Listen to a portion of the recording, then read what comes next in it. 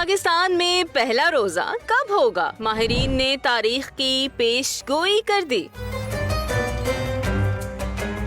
دنیا بھر میں ابھی سے گھروں میں مقدس مہینے کی تیاریوں کا آغاز ہو گیا ہے۔ ہر سال کی طرح پاکستان میں مرکزی رؤیت ہلال کمیٹی کا اجلاس اسلام آباد میں ہوگا، جس میں زونل کمیٹیوں کے اجلاس ان کے متعلقہ ڈومینز میں ہوں گے۔ موسمی ماہرین کے مطابق رمضان المبارک کا چاند 10 مارچ کو پیدا ہوگا، لیکن اس وقت یہ نظر نہیں آئے گا۔ چاند کو 11 مارچ کو واضح طور پر دیکھا جا سکے گا۔ موسمی ماہرین کے مطابق پہلی تراویح 11 مارچ کی رات کو ہوگی، کیونکہ 95% امکان ہے کہ پہلا روزہ 12 مارچ بروز منگل کو ہوگا۔ اس سے قبل گلف نیوز نے اپنی ایک رپورٹ میں بتایا تھا کہ ماہرین فلکیات کا کہنا ہے کہ 10 مارچ کو آخری کنیکشن صبح 9 بجے ہوگا۔ اس حساب سے 10 مارچ